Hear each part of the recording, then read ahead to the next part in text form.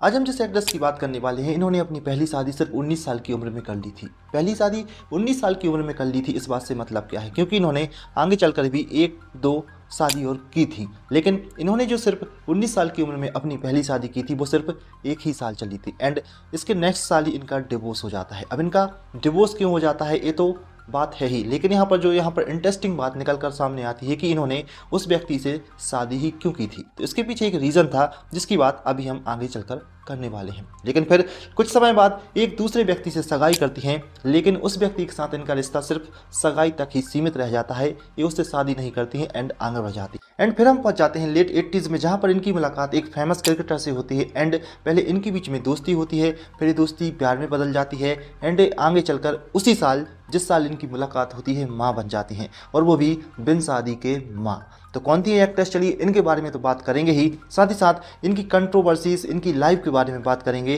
क्योंकि ये बहुत ही बेबाक बिंदास थी और अपने हमेशा ही बोल्ड अंदाज के लिए जानी जाती हैं। इन्हें एक बार एक डायरेक्टर ने अपने होटल के रूम में बुला लिया था और ये वहाँ पर गई भी थी। फिर वहाँ पर क्या हुआ था ये भी जानेंगे। तो चलिए ज़रा इनके बारे में डिटेल में बात करते हैं। दोस्तों हम बात कर रहे हैं नीना गुप्ता की, जो कि अपने बोल्ड अंदाज एंड अपनी शॉर्ट ड्रेसेस के लिए हमेशा ही चर्चा में रहती हैं। आज के समय में इनकी एज 65 ईयर है, लेकिन आज भी अपनी शॉर्ट ड्रेसेस के लिए ही जानी जाती हैं या फिर अपने जो बेबाकपन है उसके लिए जानी जाती हैं। इन्होंने अभी हाल ही में अपनी एक ऑटोबायोग्राफी रिलीज़ की है जिसका नाम है सच कहूँ तो। इसकी वजह से फिर से चर्चा में है क्योंकि इन्होंने इसमें बहुत सारे अपनी लाइफ के बारे में खुलासे किए हैं। एक्चुअली में इनकी जो लाइफ है वो किसी फिल्मी कहानी से कम नहीं है। सोचकर देखिए, इन्हें 1970-80 के टाइम में बैड गर्ल का टैग मिल गया था और यह टैग इन्हें इसलिए मिल गया था क्योंकि कॉलेज के दिनों में काफ़ी मॉडर्न थी एंड इनके जो रहने का तरीका था, इनके जो कपड़े थे वो उस समय के अकॉर्डिंग काफ़ी मॉडर्न थे। इसलिए जो इनके कॉलेज मेट्स थे या फिर जो इनके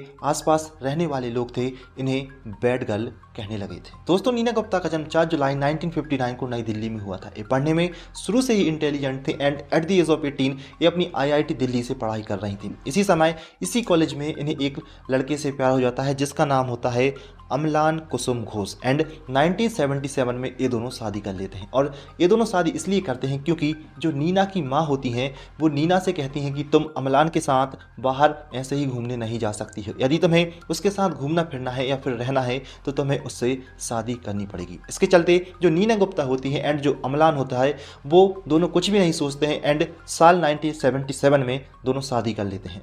लेकिन कुछ महीने बाद ही नीना एंड अमलान को यह बात समझ में आती है कि ये दोनों एक दूसरे के लिए नहीं बने हैं। इसलिए ये दोनों म्यूचुअली इस बात पर पहुंचते हैं कि अब इन्हें डिवोर्स ले लेना चाहिए एंड ये अपनी मर्जी से ही दोनों एक दूसरे से अलग हो जाते हैं। अगले ही साल डिवोर्स ले लेते हैं। फिर कुछ समय आगे बीतता है एंड नीना की सगाई सारंगदेव नाम के एक व्यक्ति से हो जाती है, लेकिन इनकी ये सगाई सिर्फ सगाई तक ही सीमित रहती है, इनकी शादी नहीं हो पाती। अब इनकी शादी क्यों नहीं हुई थी ये तो नीना ने नहीं बताया है। नीना गुप्ता की एंट्री फिल्मों में होती है साल 1982 में, वो भी ए नज़दीकियाँ मूवी से, लेकिन इस मूवी से इन्हें कोई ज़्यादा खास नेम फेम नहीं मिलता है। इसके बाद ये कुछ इंटरनेशनल मूवीज़ में भी अपनी प्रेजेंस या अपनी अपीयरेंस रखती हैं, जैसे कि गांधी जो कि साल 1982 में रिलीज़ हुई थी और इस मूवी में ये महात्मा गांधी की भतीजी का रोल निभाती हैं। लेकिन ये जो मूवीज़ में ये काम करती आई हैं या करती रहती हैं, इसके बाद like the deceivers, Mirza Ghalib, in custody, cotton Mary, बहुत सारी मूवीज़ में इन्होंने काम किया है, बट इन मूवीज़ में इन्हें वो नेम फेम नहीं मिला था जो इन्हें मिलना चाहिए था। और इसके पीछे एक कारण भी होता है क्योंकि इनकी जो इमेज थी वो एक कड़क वुमेन मतलब स्ट्रॉन्ग वुमेन की इमेज थी, जिन्हें सॉफ्ट रोल्स नहीं मिलते थे। आपने एक गाना देखा होगा चोली के पीछे क्या है, इसमें भी ये उस गाने में है। उस गाने में भी इनकी जो इमेज है वो एक कड़क एक स्ट्रॉन्ग वुमेन की ही है। नीना गुप्ता ने एक इंटरव्यू में बताया था एंड उन्होंने एक चीज़ एक्सेप्ट भी की थी कि उन्होंने अपने करियर के शुरुआत में बहुत सारी मिस्टेक्स की हैं, जिनके कारण उनकी जो इमेज है वो एक स्ट्रॉन्ग वुमेन की हो गई है। और इसी के चलते इन्हें जो रोल मिलते हैं या तो वो इन्हें नेगेटिव रोल मिलते हैं या फिर वैम्पिस रोल मिलते हैं जो कि इनकी पर्सनालिटी पर सूट होते हैं। लोगों को ऐसा लगता है, डायरेक्टर्स को ऐसा लगता है। और उन्होंने यह भी कहा कि शुरू में इनके पास ना तो कोई सेक्रेटरी थी और ना ही कोई गाइड करने वाला था जो इन्हें बता सके कि इन्हें किस प्रकार के रोल करने चाहिए। इसलिए इनकी जो इमेज है वो एक स्ट्रॉन्ग वुमेन की इमेज है। अब जरा चलते हैं उस किस्से की ओर जो कि इनकी लाइफ का सबसे फेमस किस्सा है। बात है दोस्तों साल 1989 की, जब बंटवारा मूवी की शूटिंग चल रही थी एंड यह शूटिंग चल रही थी जयपुर में। तो जो जयपुर की महारानी होती हैं वो जो बंटवारा मूवी की पूरी स्टार कास्ट रहती है उन्हें डिनर के लिए अपने यहाँ पर बुलाती हैं। इस मूवी की जो स्टार कास्ट थी इसमें थे धर्मेंद्र, विनोद खन्ना, शम्मी कपूर, डिम्पल कपाड़िया, अमलेश पुरी, पूनम ढिल्लो एंड नीना गुप्ता। तो ये सभी जयपुर की महारानी के द्वारा डिनर पर अपने घर पर बुलाए जाते हैं। और यहीं पर आते हैं एक फेमस क्रिकेटर, वेस्ट इंडीज के cricketer Vivian Richards. Vivian Richard को बिब रिचर्ड के नाम से भी जाना जाता है। और यहीं पर नीना गुप्ता और बिब रिचर्ड की पहली बार मुलाकात होती है। यहाँ पर एक इंटरव्यू में नीना गुप्ता ने बताया था कि वो बिब रिचर्ड की ओर पहली ही मुलाकात में अट्रैक्ट हो गई थी। एंड फिर इसके कुछ दिन बाद जो बिब रिचर्ड एंड जो नीना गुप्ता होती हैं वो एयरपोर्ट पर मिलती हैं एंड वहीं एयरपोर्ट पर ही बातें करना शुरू कर देते हैं। और यहाँ पर जो नीना गुप्ता होती हैं वो पूरी तरीके से बिब रिचर्ड के पीछे पागल हो जाती हैं। उन्हें बिब रिचर्ड से प्यार हो जाता है एंड बिब रिचर्ड को भी नीना से प्यार हो जाता है। आगे चलकर नीना प्रेग्नेंट हो जाती हैं एंड वो यह बात बिब रिचर्ड को बताती हैं। लेकिन बिब रिचर्ड ऑलरेडी शादीशुदा होते हैं एंड उनके 2 बच्चे भी होते हैं। हालांकि यह बात नीना को पहले से ही पता थी कि बिब रिचर्ड उन्हें एक्सेप्ट नहीं करेंगी, इसलिए वो अपने बच्चे के बारे में बिब रिचर्ड से बात करती हैं। एंड यहाँ पर जो विवियन रिचर्ड या फिर जो बिब रिचर्ड होते हैं वो नीना से कहते हैं कि तुम्हें इस बच्चे को जन्म देना चाहिए। और इस बात को लेकर नीना गुप्ता भी एग्री हो जाती हैं एंड वो डिसाइड करती हैं कि वो इस बच्चे को जन्म देंगी। हालांकि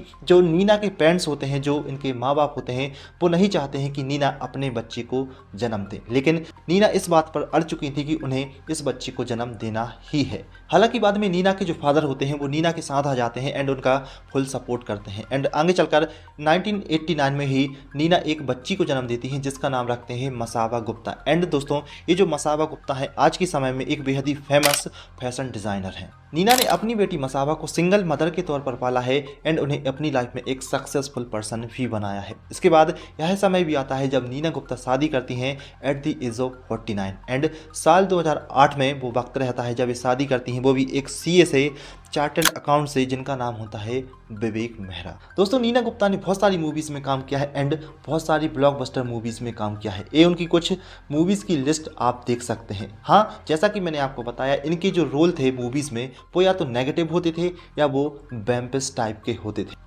लेकिन इन्होंने आज के समय में अपनी लेगेसी मेंटेन कर रखी है जो कि इन्हें बहुत सारी एक्ट्रेस से डिफरेंट बनाती है। और इन्होंने अपनी लाइफ में 1 नहीं 2 नहीं बल्कि 3 नेशनल फिल्म अवार्ड्स जीत रखे हैं। एंड इन्हें जो पहला नेशनल फिल्म अवार्ड में मिला था वो मिला था साल 1994 में, वो भी वो छोकरी मूवी के लिए जिसमें इन्होंने एक यंग विधवा का रोल निभाया था। दोस्तों नीना गुप्ता ने साल 2017 में इंस्टाग्राम पर एक पोस्ट डाली थी जहां पर इन्होंने लिखा था कि I live in Mumbai and working as a good actor looking for good parts to play, fed up with a lack of roles being written for middle aged women in Bollywood. मतलब मैं अभी मिडिल एज में हूँ और मेरे पास काम नहीं है, तो जो कोई भी मुझे कोई काम ऑफर या किसी मूवी में रोल देना चाहता है तो मुझे दे सकता है। तो इसके बाद इन्हें 5 मूवीज़ के लिए रोल ऑफर हुए थे एंड इन्होंने उन 5 मूवीज़ के रोल एक्सेप्ट भी किए थे। और इसके बाद इन्होंने एक इंटरव्यू में यह बात कही भी थी कि यदि आपके पास काम नहीं है तो आपको काम मांगने में शर्म भी नहीं आनी चाहिए। बताइए मूवी जो कि साल 2018 में रिलीज हुई थी,